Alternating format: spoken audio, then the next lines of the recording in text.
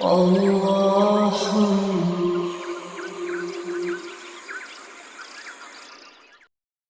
اعوذ باللہ من الشیطان الرجیم بسم اللہ الرحمن الرحیم۔ عزیزان من، آج اگست 1983 کی 12 تاریخ ہے اور درس قرآن کریم کا آغاز سورہ المنافقون سے ہو رہا ہے، 63ویں سورت 63۔ اس سورت کی پہلی آیت ہی ایک عظیم حقیقت کی نقاب کشائی کرتی ہے۔ کہا یہ ہے کہ اذا جاءک المنافقون قالوا نشہد انک لرسول اللہ، منافق تمہارے پاس آتے ہیں اے رسول، تو وہ کہتے ہیں کہ ہم گواہی دیتے ہیں اس بات کی کہ تو اللہ کا رسول ہے۔ تو بالکل سچی بات وہ کہتے ہیں۔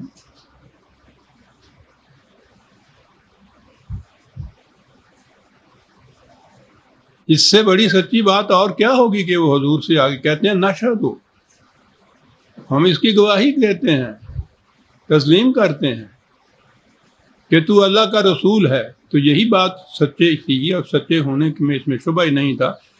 اس پہ اور زیادہ اس کی تائید کی کہ واللہ یعلم انک لرسولہ، خدا بھی یہ جانتا ہے کہ تو اس کا رسول ہے۔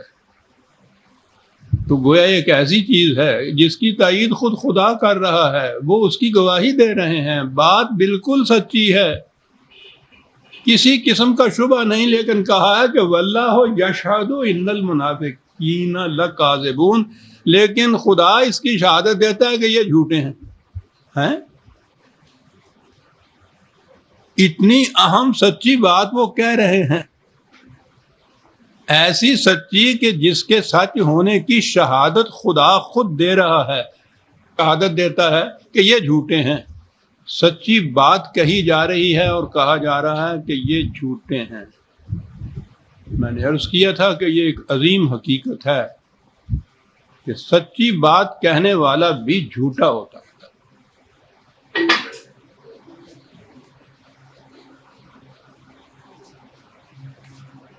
شاید آپ کو یاد ہوگا درس میں یہ باتیں کبھی کبھی آ جاتی ہیں۔ ہمارے دور میں حال ہی میں ایک بہت بڑا فلاسفر مغرب میں گزرا ہے، وائٹ ہیڈ۔ فلاسفی تو اس کی بڑی اونچی ہے۔ اس کی خصوصیت یہ ہے کہ وہ جسے انگریزی میں کہتے ہیں ڈیفائن کرتا ہے چیزوں کی، تعریف کرتا ہے۔ جسے تعریف ہمارے ہاں یہ ایک اصطلاحی لفظ ہے، اس کے معنی یہ پریز کے نہیں ہوتے، بلکہ ڈیفائن کرنا جسے کہتے ہیں کہ وہ متعین کر دینا ہے ایک چیز کو، وہ اس کی بڑی خصوصیت ہے۔ اور اس کا تو بلکہ دعویٰ یہ تھا کہ اگر کسی پرابلم کو ڈیفائن کر دیا جائے تو آدھا مسئلہ اسی میں حل ہو جاتا ہے۔ بڑی صحیح بات وہ کہتا ہے۔ آپ کے ہاں یہ مسائل حل اس لیے نہیں ہو رہا ہے کہ کوئی ڈیفائن نہیں کرتا۔ نظریہ پاکستان ہے جس کے اوپر پاکستان کی بنیاد رکھی گئی، 25 سال سے، کسی نے 35 سال سے، کسی نے ڈیفائن نہیں کیا کہ یہ نظریہ ہے کیا۔ اسلامی نظام، اسلامی شریعت، اسلامی قانون، کسی نے ڈیفائن نہیں کیا کہ اسلامی ہوتا کیا ہے۔ یہ سارے الجھاؤ پیچیدگیاں، بحثیں، نزاعات ساری اس لیے ہیں کہ ڈیفائن نہیں کیا گیا۔ بہرحال یہ اس کے فلسفہ کی خصوصیت ہے کہ وہ کرتا یہ ہے، اس نے ٹروتھ، سچائی کی ڈیفینیشن یہ دی ہے، کنفارمیشن آف اپیئرنس ٹو ریئلٹی۔ جو حقیقت میں چیز ہے، جو کچھ ظاہر کی جا رہی ہے، اور اگر ان دونوں میں ہم آہنگی ہے تو اسے سچ کہیں گے۔ اس ڈیفینیشن پہ بہت تعریف ہوئی کہ مسئلہ حل کر دیا۔ کسی نے یہ نہیں بتایا اسے کہ یہ بات آج جو آپ نے کہی ہے یہ 1400 سال پیشتر عرب کی سرزمین میں پیدا ہونے والے ایک امی کی زبان سے کہی گئی تھی کہ منافق کہہ رہے ہیں کہ تو اللہ کا رسول ہے، خدا شہادت دیتا ہے کہ تو واقعی رسول ہے، لیکن وہ کہہ رہا ہے کہ یہ جھوٹے ہیں۔ کیوں جھوٹے ہیں؟ یقولون بافواہہم ما لیس فی قلوبہم، یہ کہتے وہ بات ہیں جو دل سے نہیں مانتے۔ تو گویا دل میں جو بات ان کے ہے وہ اور ان کی زبان، ریالٹی اینڈ اپیئرنس، ان کے درمیان ہم آہنگی نہیں ہے، اس لیے یہ بات یہ جھوٹے ہیں۔ بات سچی ہے، یہ جھوٹے ہیں کیونکہ قلب اور زبان میں ہم آہنگی نہیں ہے۔ ہو سکتا ہے کہ ایک شخص کہ علم میں ایک بات ایسی آئی ہو جو صحیح نہیں ہے، غلط ہے، لیکن وہ بلیو کرتا ہو دل سے کہ واقعی ایسے ہے، اور اسی طرح سے وہ کہہ رہا ہو۔ بات وہ غلط ہوگی، یہ جھوٹا نہیں ہوگا۔ آپ کہہ سکتے ہیں کہ اس کو آپ یہ بھی نہیں کہہ سکتے کہ یہ غلط بیانی سے کام لے رہا ہے۔ دل اور زبان ہم آہنگ ہے، بات جھوٹی ہے، یہ سچا ہے۔ اس کے برعکس ان کا دل اور زبان ہم آہنگ نہیں ہے، بات سچی ہے، یہ جھوٹے ہیں۔ ٹروتھ کی یا جھوٹ کی ڈیفینیشن اس انداز سے 1300 سال 1400 سال پہلے اس دور کا کوئی انسانی فکر یہ بات کہہ نہیں سکتا تھا۔ یقیناً یہ فکر انسانی سے مافوق سرچشمہ علم تھا جہاں سے یہ بات کہی گئی کہ بات 52 تولے سچی ہے۔ خدا شہادت دیتا ہے کہ یہ سچی بات کہہ رہے ہیں، لیکن یہ جھوٹے ہیں کیونکہ دل اور زبان میں ہم آہنگی نہیں ہے۔ اسی لیے اقبال نے کہا تھا کہ 1000 خوف ہو لیکن زباں ہو دل کی رفیق، یہی رہا ہے ازل سے قلندروں کا طریق۔ 1000 خوف ہو لیکن زباں ہو دل کی رفیق، دل اور زبان کے اندر رفاقت ہو، پھر وہ بات سچی ہوتی ہے۔ یہ نہ ہو تو سچی بات کہنے والا بھی جھوٹا ہوتا ہے۔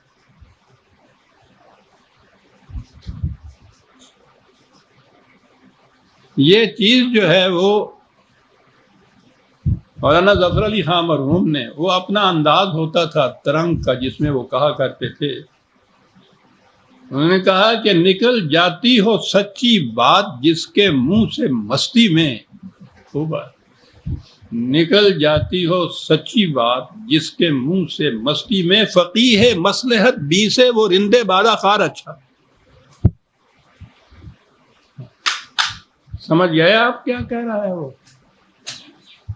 فقیہ مصلحت بی سے وہ رندے بادہ خار اچھا، نکل جاتی ہو سچی بات جس کے منہ سے مستی میں۔ آپ کے دور میں اس وقت جس قدر بھی جرائم عام ہو رہے ہیں، برائیاں عام ہو رہی ہیں، معاشرہ سارے کا سارا بگڑا ہوا ہے، اس کی بنیادی وجہ یہ ہے کہ دل اور زبان ہم آہنگ نہیں ہے۔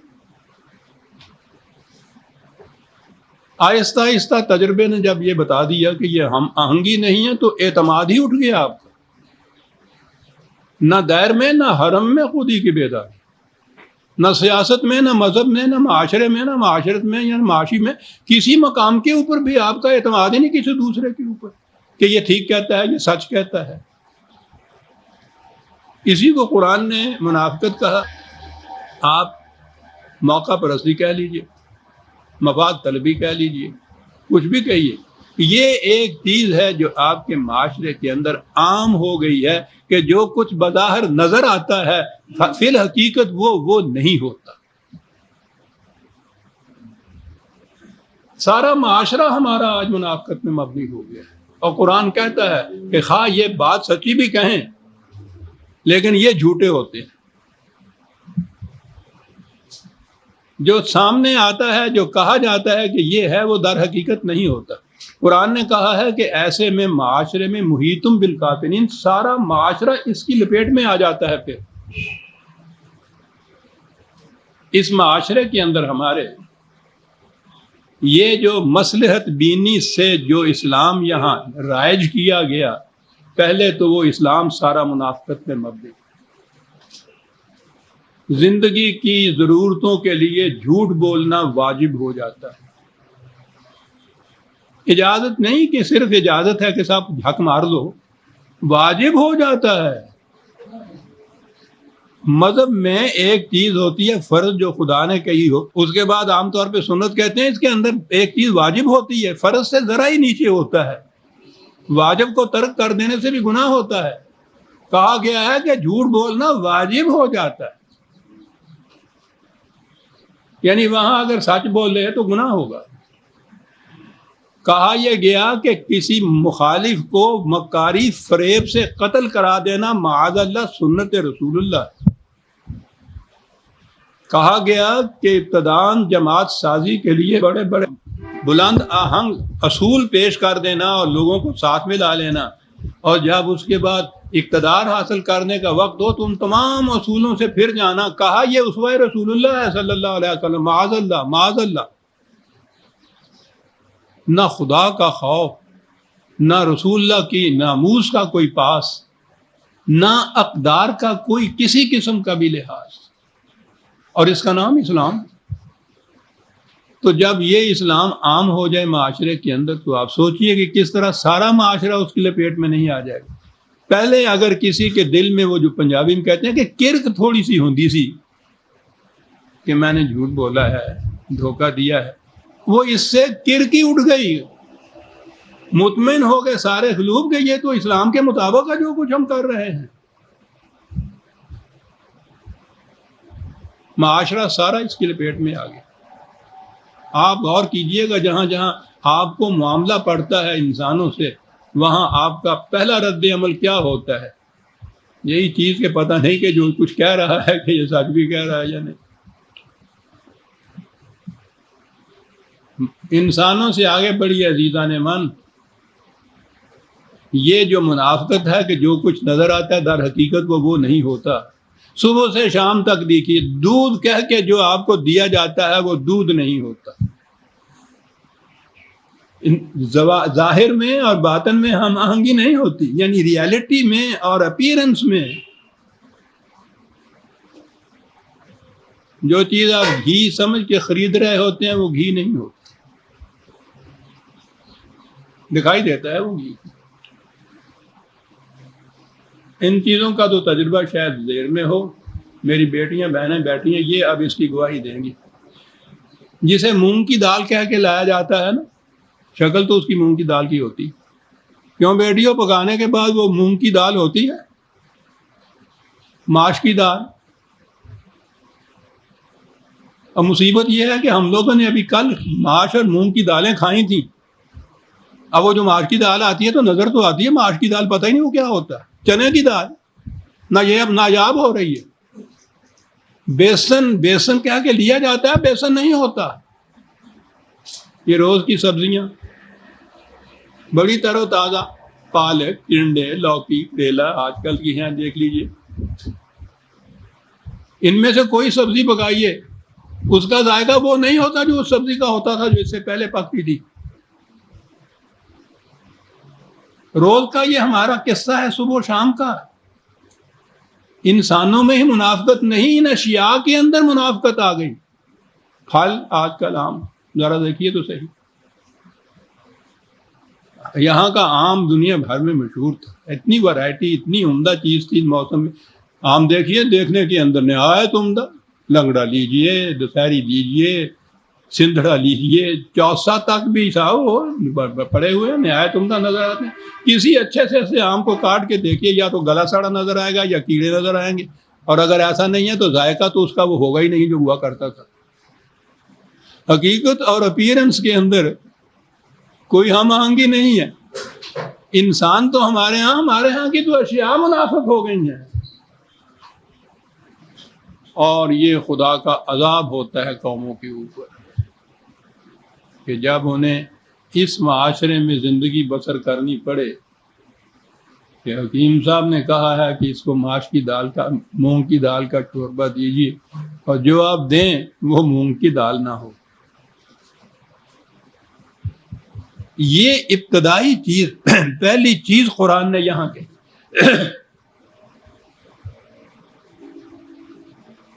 جو کہہ رہے ہیں سچ ہے، خدا شہادت دیتا ہے کہ بالکل صحیح بات ہے، لیکن یہ جھوٹے ہیں.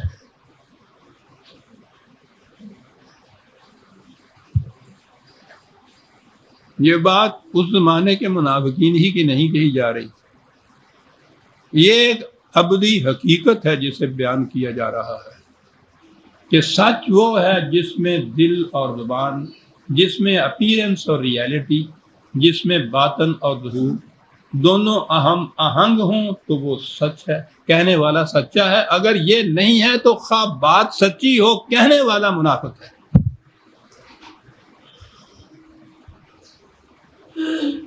کہیے کہ اس معیار کو ذرا عام کریں، پھر دیکھیں کیا صورت پیدا ہوتی ہے آپ کی.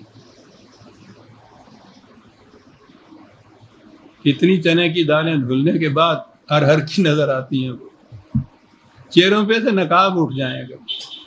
معیار یہ رکھ دیا جائے.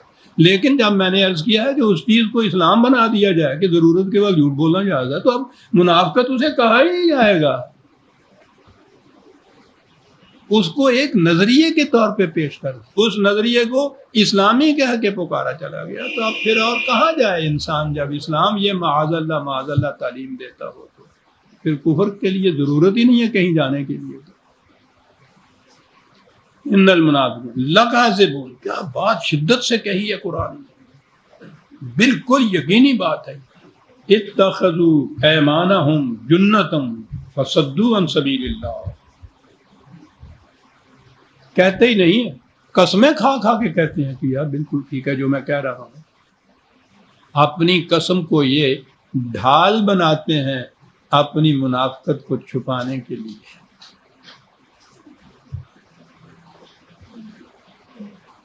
فصدوا عن سبیل اللہ، کرتے کیا ہیں؟ خود تو ڈوبے تھے، خدا کی طرف جانے والے راستوں میں روک بن کر کھڑے ہو جاتے ہیں.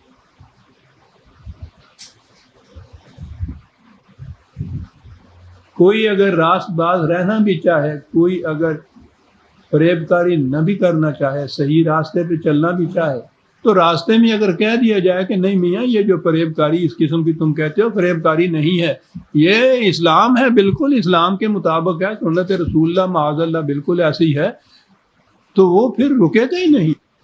کہا خود بھی اپنی ان قسموں کو ڈھال بناتے ہیں اپنی فریب کاریوں کے لیے، خدا کی طرف جانے والے راستے میں روک بن کے کھڑے ہو جاتے ہیں. انہم ساء ما کانوا یعملون، کس قدر بری روش ہے جو انہوں نے اختیار کر رکھی ہے. ذالک بانہم آمنوا ثم کفروا، یہ اس لیے کہ انہوں نے زبان سے کہا ہم ایمان لائے، در حقیقت کفر کا کفر تھا. ہر آن ہر سانس میں کفر اور ایمان کی کشمکش ان کے اندر رہتی. دل میں کفر ہوتا ہے، زبان پہ ایمان ہوتا ہے. فَطُبِعَ عَلَىٰ قُلُوبِهِمْ، وہ جو ہے نا پھر کہ ان کے دلوں پر مہر لگ گئی، اور ہم کہا کرتے ہیں کہ صاحب وہ ختم اللہ علیٰ قلوبہم کے معنی خدا نے مہر لگا دی. خدا ہی نے مہر لگا دی تو پھر وہ الزام کاہے کا دے رہا ہے؟ خدا نے مہر نہیں لگا دی. پہلے تو کہا یہ بیان کی منافقت کی، پھر یہ کہا کہ ہر سانس میں کفر اور ایمان کی کشمکش چلی آ رہی، پھر اس کے بعد کہا کہ دلوں پہ مہر لگی، اور اگلی بات ہے کہ کیوں لگی، فہم لا یفقہون، وہ عقل و فکر سے کام نہیں لیتے، جذبات کے پیچھے چلتے ہیں. تو نظر آ گیا کہ جسے کہتے ہیں دلوں پہ مہر لگ جائے نا، وہ خدا مہر نہیں لگاتا. انسان جب عقل و فکر سے کام لینا چھوڑ دے اور جذبات ہی کے پیچھے چلے، مفاد پرست ہو جائے، اپرچونسٹی ہو جائے، موقع پرست ہو جائے، پھر سمجھنے سوچنے کی صلاحیتیں آہستہ آہستہ مفلوج ہو جایا کرتی ہیں.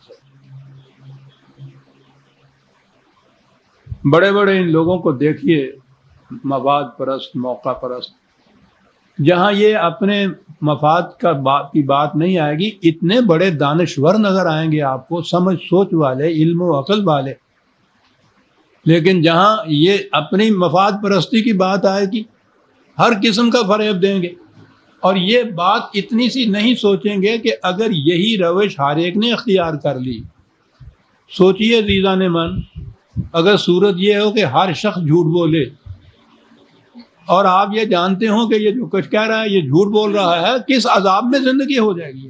کہتے اتنی بات نہیں سمجھتے کہ اگر یہ روش عام ہو جائے جو انہوں نے اختیار کر رکھی ہے، کتنا بڑا جہنم ہوگا جس میں زندگی گزارنی پڑے گی۔ وہ اس لیے کہ جھوٹ بولنے والا جھوٹی بات کہہ کے آخر میں یہ نہیں کہتا کہ دیکھو میاں صاحب میں نے یہ جھوٹ بولا ہے، اس کو سچ نہ سمجھ لینا، تو کامیاب ہی نہیں ہو سکتا جھوٹ۔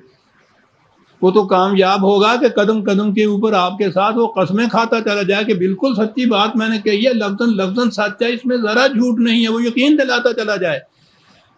اور اگر آپ کو یہ یقین ہو کہ یہ انہم لکاذبون، یہ بالکل جھوٹ بولتا ہے، یہ ابھی تک اس لیے چل رہا ہے جھوٹ کا معاملہ بھی کہ آپ ہر ایک کے متعلق یہ نہیں فرض کر لیتے کہ یہ جھوٹ بول رہا ہے۔ محیط ہو جائے معاشرے کے اوپر تو معاشرہ جہنم بن جاتا، اب بھی جہنم بن چکا ہوا ہے، ہم قیامت موجود کا انتظار کر رہے ہیں کہ وہاں جا کے جہنم آئے۔ وَإِذَا رَأَيْتَهُمْ تُعْجِبُكَ أَجْسَامُهُمْ وَإِنْ يَقُولُوا تَسْمَعْ لِقَوْلِهِمْ۔ کہا کیفیت ان کی یہ ہے، بظاہر دیکھیے بڑے شریف آدمی نظر آتے ہیں، بڑے دیانتدار، بڑے ایماندار، بہت عمدہ قدکار جسے کہتی ہیں، شخصیت نہایت شریف نظر آتی ہے، اور ایسے باتوں نہیں کہ جب وہ بات کرے تو بھی کان لگا کے سننے لگ جائے کہ سن تو لوں یہ کیا کہتے ہیں۔ یعنی امپریشن فرسٹ ان کا یہ ہوتا ہے، یہ آتے ہی نہیں کہہ دیتے کہ میں آیا ہوں اور میں جھوٹ بولوں گا جو کچھ کہوں گا اور میں تمہیں فریب دینے کے لیے آیا ہوں۔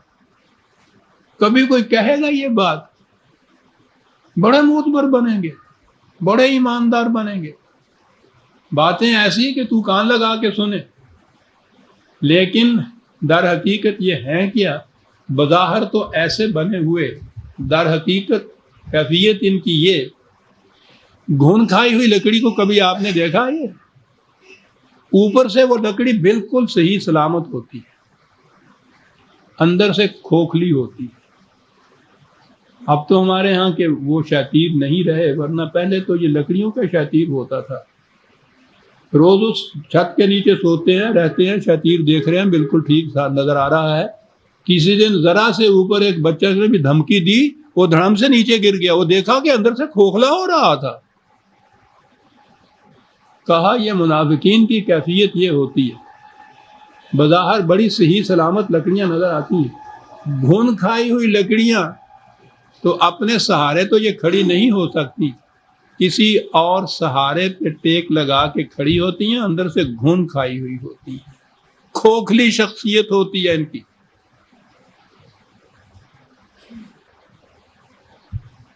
اس قدر مسند عجیب شخص چیز کہی ہے قرآن نے، سہارا لیے ہوئے یہ کھڑی رہتی ہیں کسی نہ کسی چیز کا، اپنی شخصیت کا سہارا نہیں، وہ تو گھن کھائی ہوئی ہوتی ہے، اور سہارے ہوتے ہیں جن کے آسرے یہ کھڑے ہوتے ہیں اور دھوکہ دے سکتے ہیں۔ کیفیت ان کی یہ ہوتی ہے، بڑی عجیب بات کہ منافق سب سے زیادہ بزدل ہوتا ہے۔ اول تو اس بات کے اوپر ہر وقت دھڑکا لگا رہتا ہے کہ جو بات جھوٹ بول گیا ہوں، فریب دے گیا ہوں، وہ کہیں بات کھل نہ جائے، یہی چیز۔ اور جھوٹ کے اوپر، فریب کے اوپر جو کچھ بنایا ہوا ہوگا اس کو فیس کرنے کی ضرورت نہیں اس کے اندر ہوتی، بڑا بزدل ہوتا ہے۔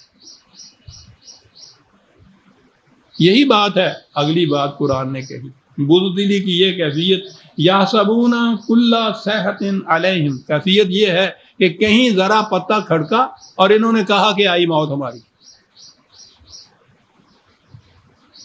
یہی وجہ ہے کہ یہ منافق جن میں کچھ سٹینڈ لینے کی جرت نہیں ہوتی، کہیں ذرا اس کو شبہ بھی پڑے کہ کچھ میری مخالفت یہ کچھ ہوتی ہے، بخلا اٹھتا ہے اس میں.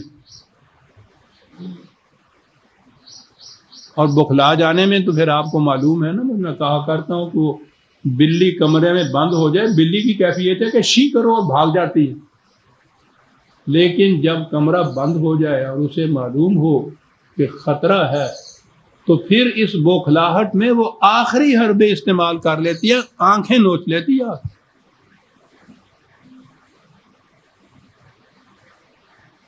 یہ ہوتا ہے یا سبونا کل صحت علیہم، بزدلی کا یہ عالم. ہم العدو، جماعت مومنین سے کہا کہ ان کی ظاہرداری پہ نہ جانا، سخت دشمن ہیں، فاحذرہم، بڑی احتیاط برتو ان کو.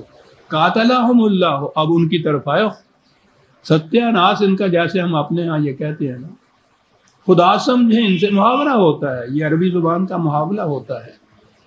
خدا ان کو تباہ کرے، خدا سمجھیں ان کو، ستیہ ناس ان کا، انا یؤفکون، سمجھ سوچ کی صلاحیتیں رکھنے کے باوجود یہ کدھر بہہ کے جا رہے ہیں. یہ روش تو تباہی کی روش ہے، خود بھی تباہ ہوں گے، معاشرے کو بھی تباہ کریں گے. کدھر بہہ کے چلے جا رہے ہیں.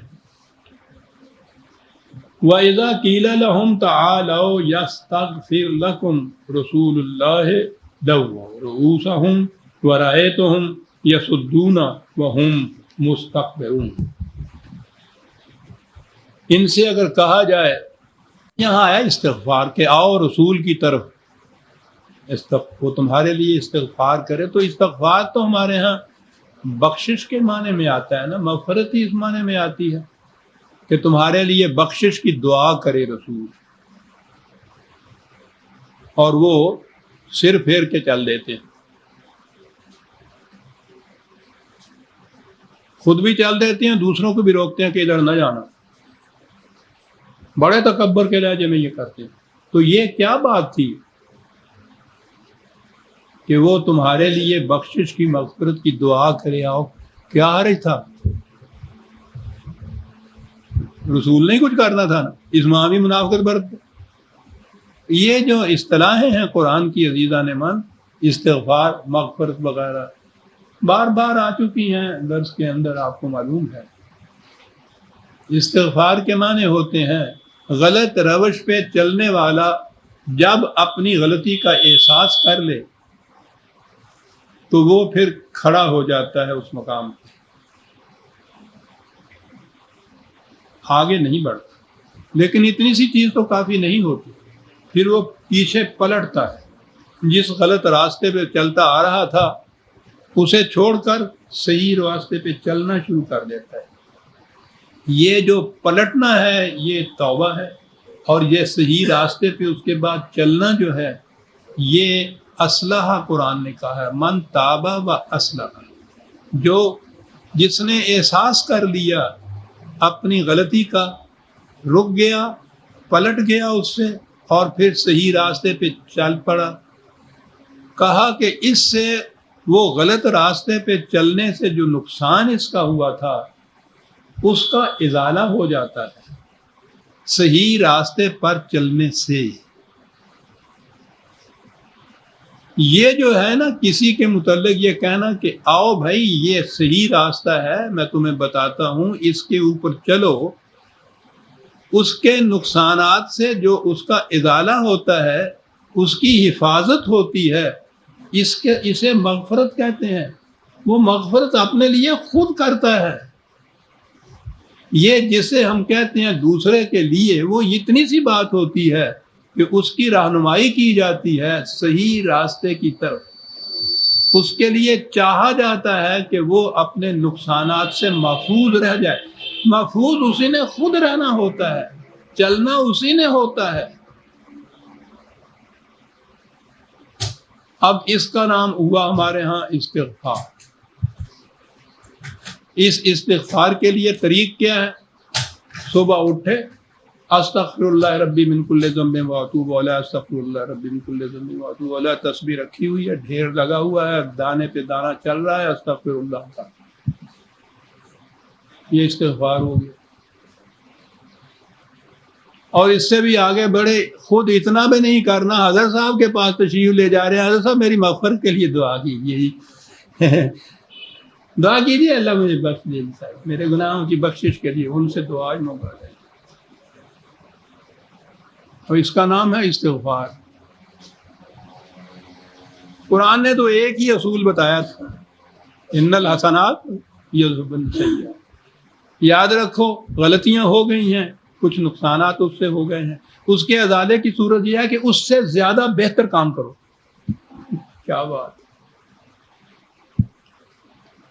غلط غذا کھانے سے کمزوری ہوگی یا بیماری ہوگی یا علاج بھی کرو، اور اس سے بہتر غذا کھاؤ، نیوٹریشن والی، جو کمزوری ہو گئی ہے اس کا بھی ازالہ ہو جائے گا، اور اس کے بعد اور بھی نیوٹریشن یا نشو و نما ہو جائے گی۔ یہاں اس کا نام استغفار، اس کا نام مغفرت، اور سارا دار و مدار بخشش۔ جنت اعمال کی وجہ سے نہیں ملتا، صرف خدا کی بخشش سے، پھر ساتھ شفاعت۔ چلیے، اور پھر شاید آپ کو یاد ہو وہ حدیث جو عام طور پہ یہ کوٹ کرتے ہیں، اور وہ حدیث یہ ہے، مسلم کی حدیث بیان یہ کرتے ہیں کہ اللہ تعالیٰ کہتا ہے کہ اگر اے قوم مومنین، اے قوم مسلمانوں، اگر تم نے گناہ نہ کیا تو خدا تمہیں اٹھا لے گا اور تمہاری جگہ ایک اور قوم لے آئے گا جو گناہ کرے گی تاکہ خدا کی بخشش ظہور میں آ جائے۔ سودا بیچنا نہ انہیں۔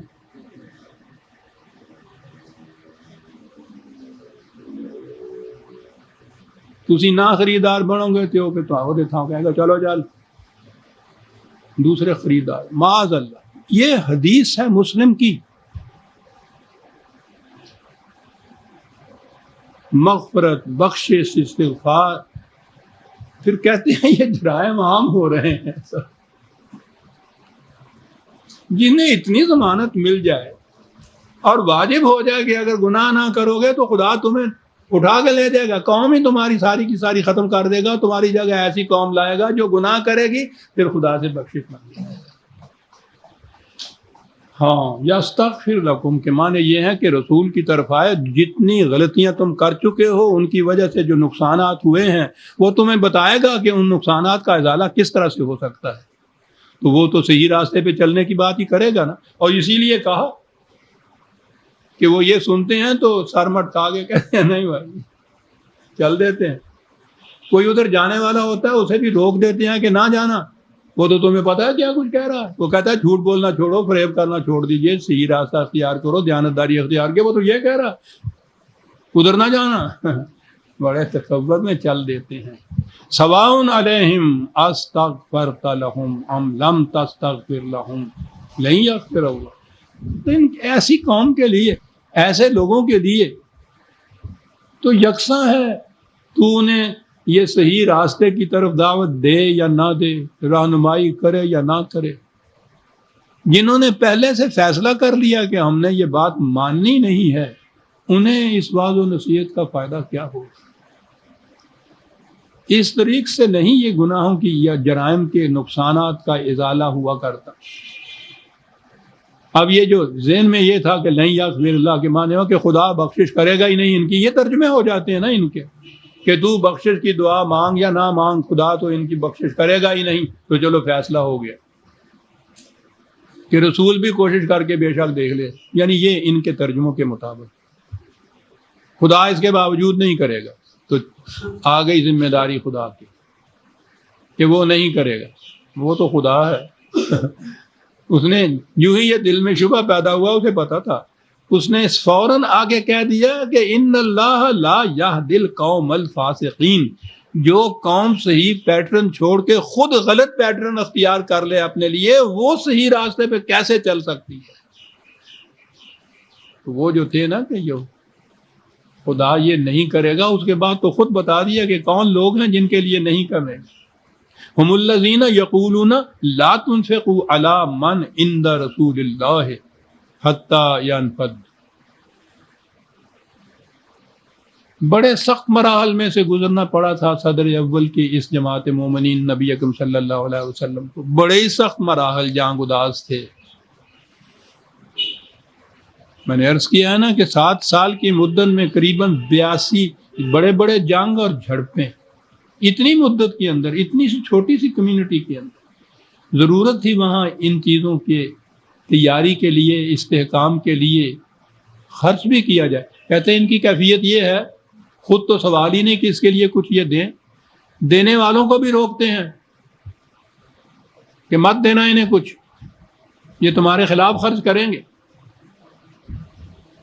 وَلِلَّهِ خَزَائِنُ السَّمَاوَاتِ وَالْأَرْضِ وَلَٰكِنَّ الْمُنَافِقِينَ لَا يَفْقَهُونَ۔ انہیں پتہ نہیں ہے کہ یہ جماعت مومنین اس عسرت اور مشکل کے زمانے میں جو کچھ دے گی وہ در حقیقت جسے آج کہتے ہیں نا انویسٹ کرے گی، وہ ایک مدت کے بعد انہیں کیا معلوم ہے کتنے گنا ہو کر وہ ملے گا ان کو۔ جس نظام کے اسٹیبلش کرنے کے لیے اور استحکام کے لیے یہ اتنا خرچ کریں گے، جب وہ قائم ہوگا تو پھر آپ دیکھیے گا کہ کتنے گنا زیادہ ملتا ہے ان کو۔ لیکن منافق اس بات کو سمجھ نہیں سکتا، وہ تو فریب کاری سے ہی کوئی سودا کرتا ہے، دیانت داری سے سودا کرنے میں آخرت میں آخر الامر کیا ملتا ہے یہ بات سمجھ نہیں سکتا بے ایمان جو ہے، بددیانت جو ہے۔ یقولون لئن رجعنا الی المدینہ لیخرجن الاعز منها الاذل، کہتے ہیں کوئی بات نہیں،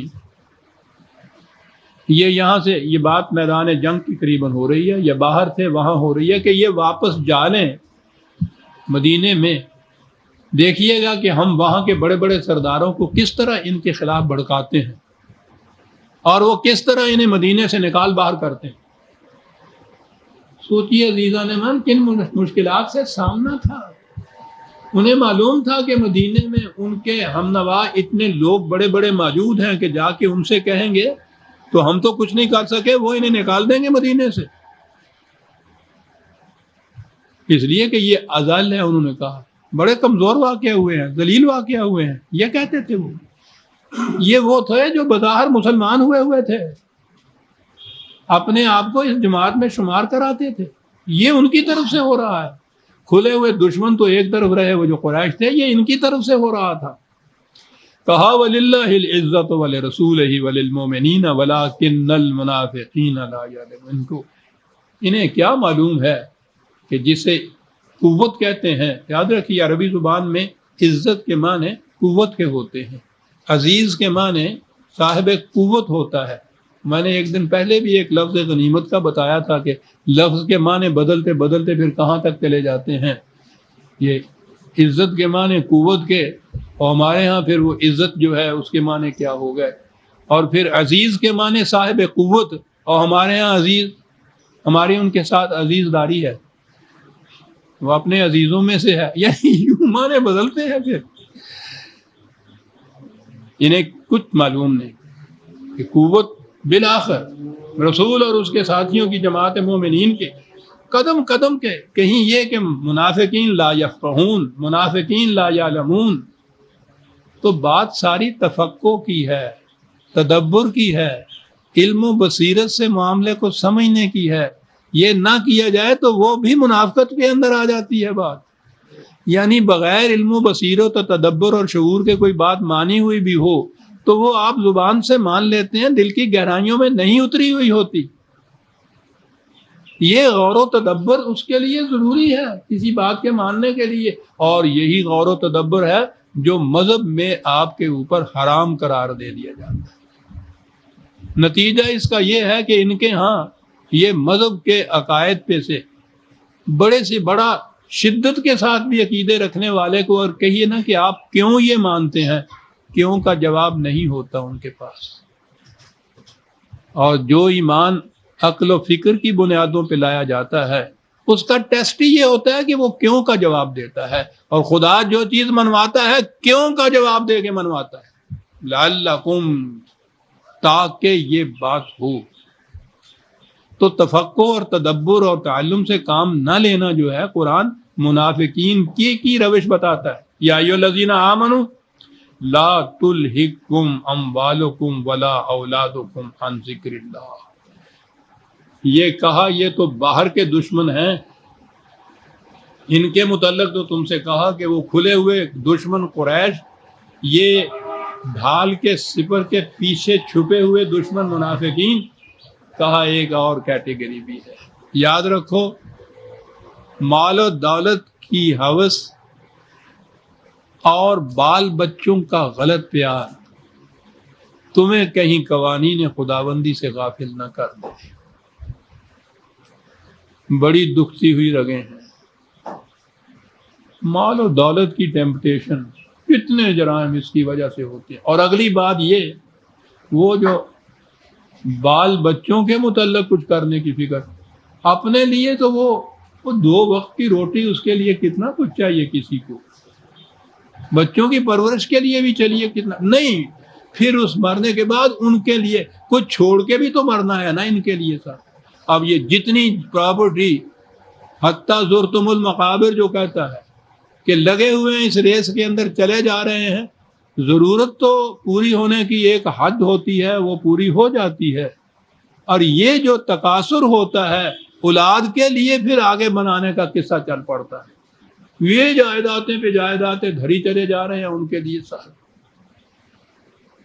کہا یاد رکھو، یہ ہوس، یہ روش تمہیں کہیں تباہ نہ کر دے۔ لا تلہکو، تمہیں خدا کی روش سے غافل نہ کر دے یہ بات، یہ جذبات غالب نہ آ جائیں۔ ٹھیک ہے، پرورش ضروری ہے، حفاظت ضروری ہے، اسی حد تک جس حد تک قوانین خداوندی حدود اللہ کے اندر رہتے ہوئے آپ کرو، جائز طریقے سے آپ کرو۔ جائز ناجائز ہر طریقے سے یہ چیز کے ساتھ اولاد کے لیے بھی تو کچھ رکھنا ہے، یہ نہ کرو۔ وَمَن يَفْعَلْ ذَلِكَ فَأُولَٰئِكَ هُمُ الْخَاسِرُونَ، کہا کہ یہ کچھ کرو گے تو اس لیے کہ یہ بڑی منفعت بخش چیز ہے، اس لیے کر رہے ہو نا کہ بڑی فائدہ مند چیز ہے یہ۔ ہر شخص جو ناجائز طریقے اختیار کرتا ہے اسے اپنے لیے منفعت بخش سمجھتا ہے تو کرتا ہے، فائدہ مند سمجھتا ہے تو کرتا ہے نا۔ کہا ذہن میں تمہارے یہ ہے کہ یہ بڑی منفعت بخش چیز ہے، لیکن در حقیقت اولئک ھم الخاسرون،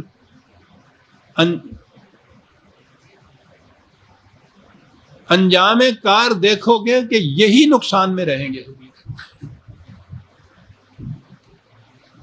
مشکل یہ ہے کہ یہ جو قرآن انجام بتاتا ہے نا، اس کے لیے وقت لگتا ہے کافی،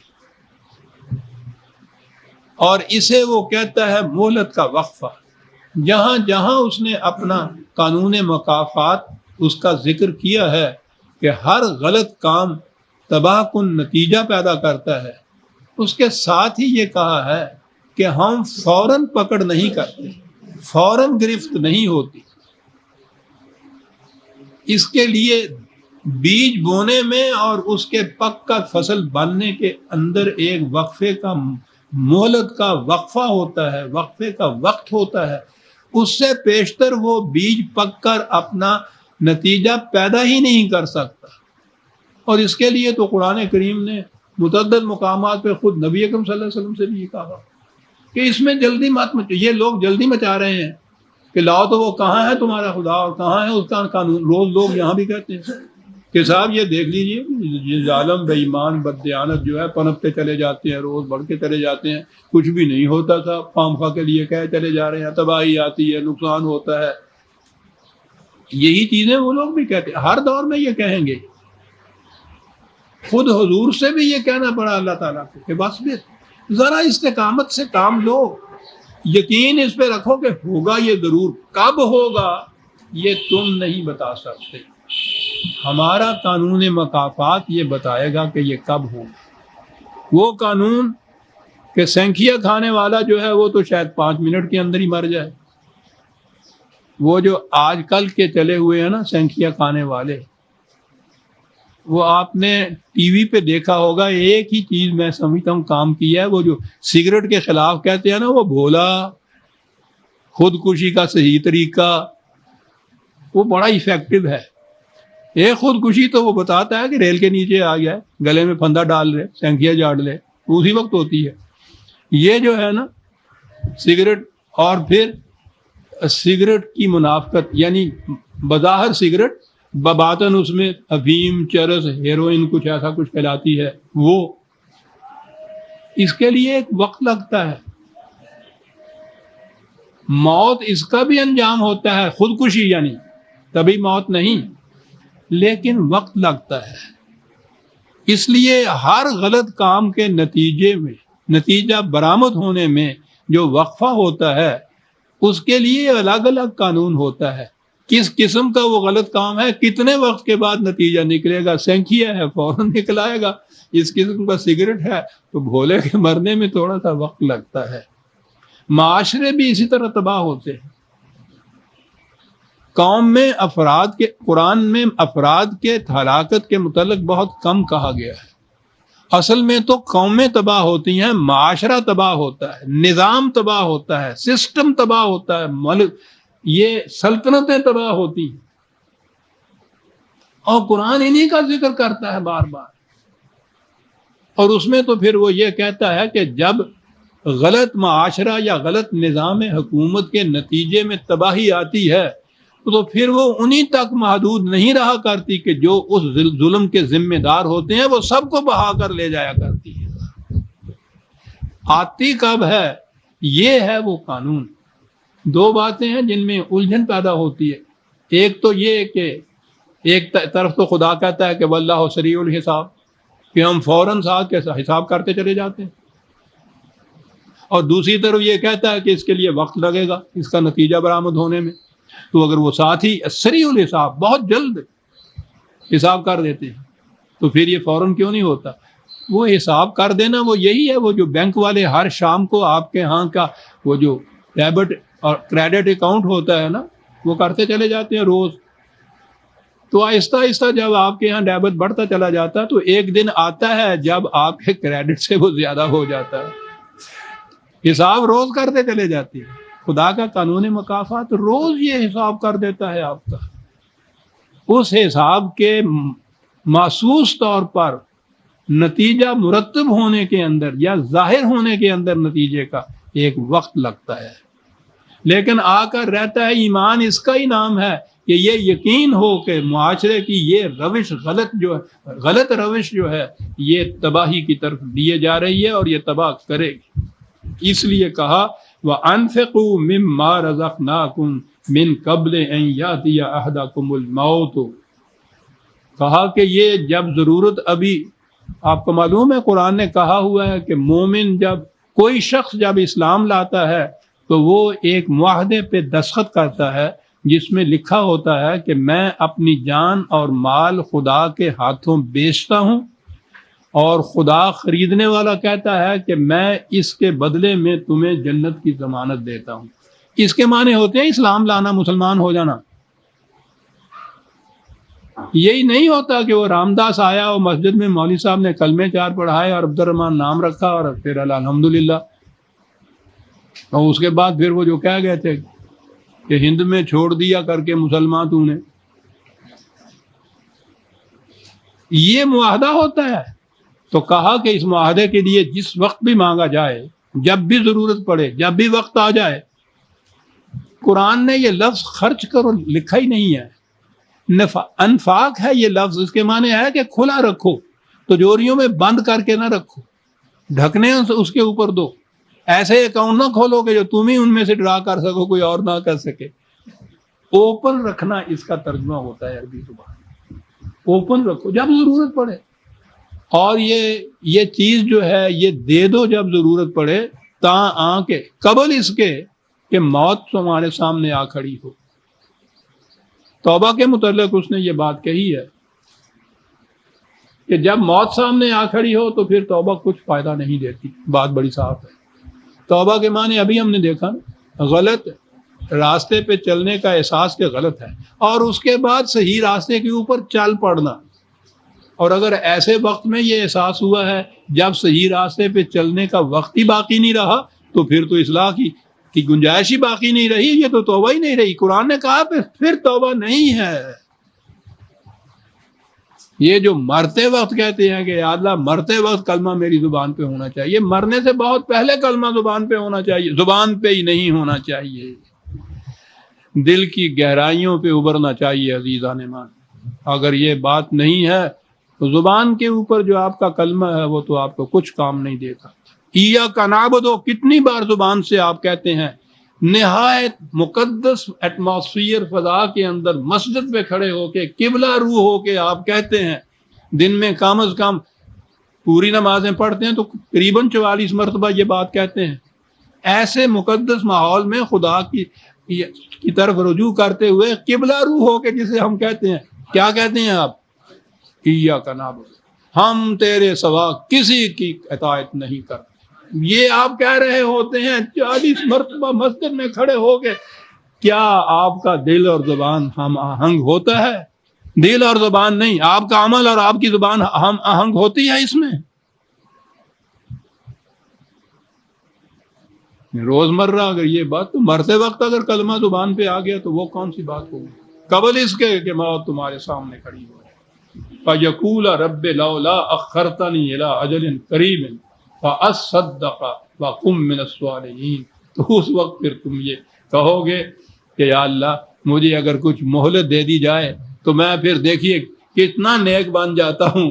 کہا وَلَن يُؤَخِّرَ اللَّهُ نَفْسًا إِذَا جَاءَ أَجَلُهُ، جب کسی عمل کے نتیجے کے ظاہر ہونے کا وقت آ جاتا ہے تو پھر اسے پوسٹ پون نہیں کیا جاتا، پھر مؤخر نہیں کیا جاتا، پھر اس کے لیے مہلت نہیں دی جاتی۔